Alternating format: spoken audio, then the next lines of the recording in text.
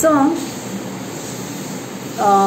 तर या ओळीमध्ये तुम्हाला सांगायचं आहे की हे वाक्य सांगणारं म्हणजे लोकांना खूपच कष्टाला सामोरं जावं लागते.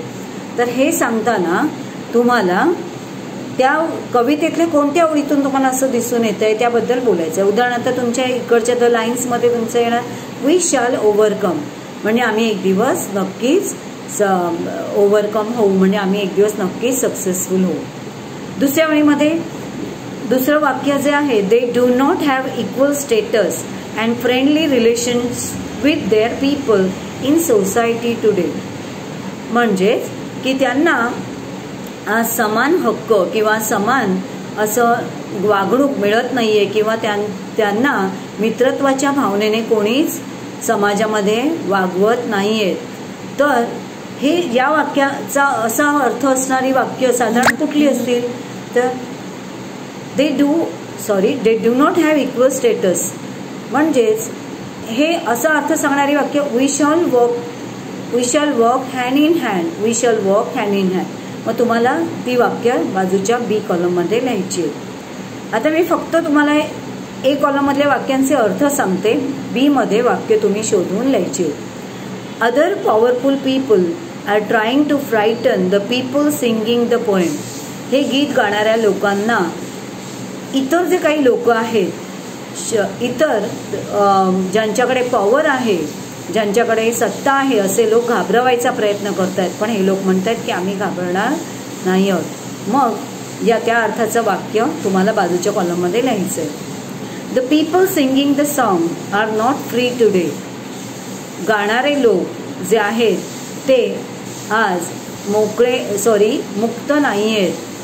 ते आज स्वतंत्र नाही आहेत. Last the people singing the song have no peace today. जे लोक हे गीत गात आहेत त्यांना आज शांततेचं जीवन त्यांना जगता येत नाहीये. तर त्या अर्थांची या असा अर्थ सांगणारी वाक्य तुम्हाला काय करायची आहे बाजूच्या कॉलममध्ये बी कॉलममध्ये लिहायचे. Now question number 3 find out more about the civil rights movement in the USA. Use the internet to gather the information. हा तुम्हाला सोडवायचा नाही आहे प्रश्न परंतु तुम्हाला गुगलवर जाऊन हा जो सिव्हिल राईट मूवमेंट जो आहे अमेरिकन चळवळीचा तर त्याचं तुम्हाला थोडीशी माहिती त्यातून मिळवायची आहे. The fourth question find other inspiring songs associated with people's movement. You may list famous inspiring songs from your mother tongue or in Hindi. तुम्हाला हिंदीतलं एक गीत असं अर्थ सांगणारं आणि मराठीतल्या एक गीत शोधून काढायचं आणि त्या गीताची फक्त पहिली लाईन त्या ठिकाणी लिहायची. तर हा क्वेश्चन नंबर 4 तुम्हाला करायचा आहे. क्वेश्चन नंबर 2 क्वेश्चन नंबर 4 आता क्वेश्चन नंबर 5 पण करायचं आहे. Note that many times do is used to show emphasis. Example, I do believe. Write 3 more sentences using do for emphasis. तुम्हाला 3 अशी वाक्य त्या ठिकाणी शोधून 3 अशी वाक्य लिहायची आहेत की ज्यामध्ये डूचा उपयोग एखादा एम्फासिस म्हणजे काय तर एम्फासिस म्हणजे ठामपणे विश्वास आहे किंवा एखाद्या गोष्टीवर जोर देऊन किंवा ती गोष्ट करणं ही किती महत्त्वाची आहे हे ठासवून जेव्हा सांगायचं असतं तेव्हा तुम्ही डूचा वापर करून वाक्य करू शकता. आणि अशा प्रकारे डू घालून तुम्हाला 3 वाक्य करायची आहेत. जसे की आपण म्हणतो की I do faith in my work. Do shut up म्हणजे एखाद्याला गप्प करायचे अगदी आग्रहाने तर तुम्ही असं वाक्य त्या ठिकाणी टाकू शकता. You do look tired. खूपच थकलेला दिसतोयस तसं तुम्ही अशा प्रकारे वाक्य लिहू शकता. किंवा डूचा वापर करून तुम्ही कवितेतलं एखादं वाक्य आणि 3 तुमच्या मनाची वाक्य या ठिकाणी तुम्हाला करायची. Now question number 6 the words we shall show firm resolve to do something. Read the pledge given in your textbook. Using your own ideas, write a few sentences beginning with I shall और we shawl. म्हणजे काय तर we shawl हा जो शब्द आहे तो शब्द एखादी गोष्ट ठामपणे खंबीरपणे निर्धार म्हणजे एखादी गोष्ट करण्याचा निर्धार दाखवताना आपल्याला वी शॉल किंवा आय शॉलचा वापर करून ती गोष्ट मी करणारच आहे असं जेव्हा दाखवायचं असतं तेव्हा आपण आय शॉल किंवा वी शॉलचा वापर करून वाक्य बनवू शकतो. तुमच्या पुस्तकातली जर तुम्ही प्लेज म्हणजे पहिल्या पानावरची प्रतिज्ञा असते तर ती प्रतिज्ञा जर वाचली तर त्यामध्ये तुम्हाला आय शॉल अशी वाक्य तुम्हाला बरीच दिसतील, कारण ती प्रतिज्ञा ही आपण निर्धाराने केलेली प्रतिज्ञा आहे म्हणून तिकडे निर्धार दाखवताना शॉलचा वापर केलेला तुम्हाला दिसेल.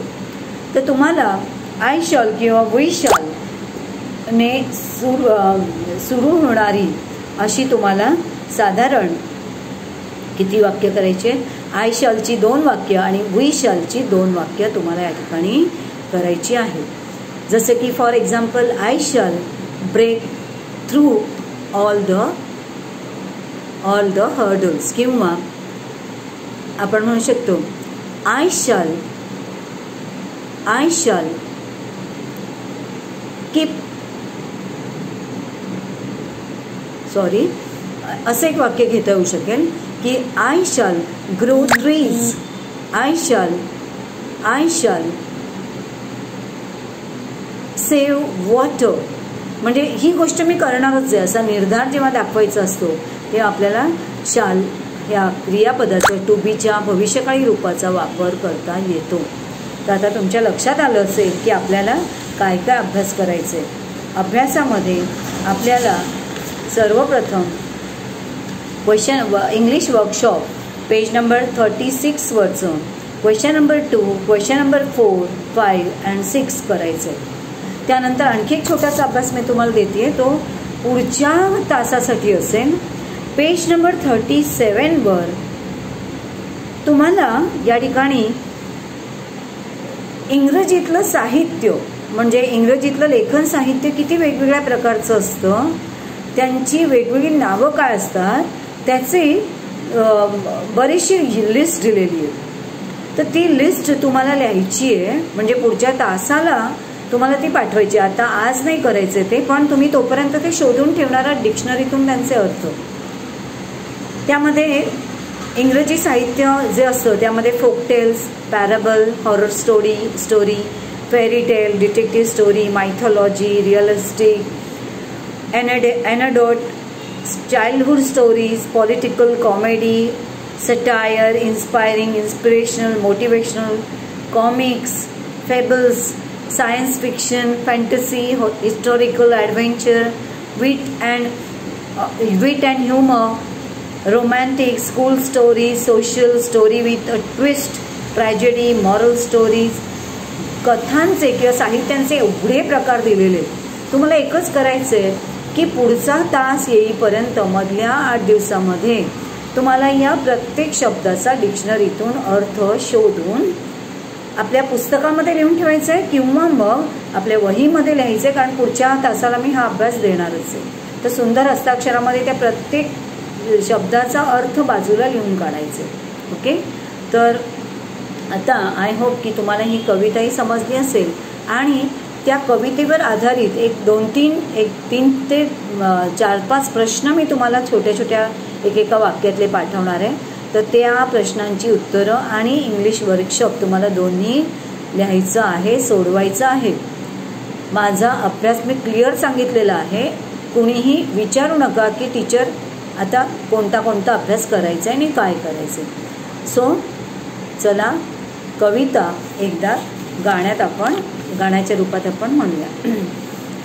We shall overcome, we shall overcome, we shall overcome someday. Oh, deep in my heart, I do believe we shall overcome someday. We shall walk in hand, we shall walk in hand, we shall walk in hand, we shall walk hand in hand someday. Oh, deep in my heart, I do believe We shall overcome someday. We are not afraid, we are not afraid, we are not afraid today. Oh, deep in my heart, I do believe we shall overcome someday. The truth shall make us free, the truth shall make us free, the truth shall make us free someday. Oh, deep in my heart, I do believe we shall overcome someday. We shall live in peace, we shall live in peace, we shall live in peace someday. Oh, deep in my heart, I do believe we shall overcome someday.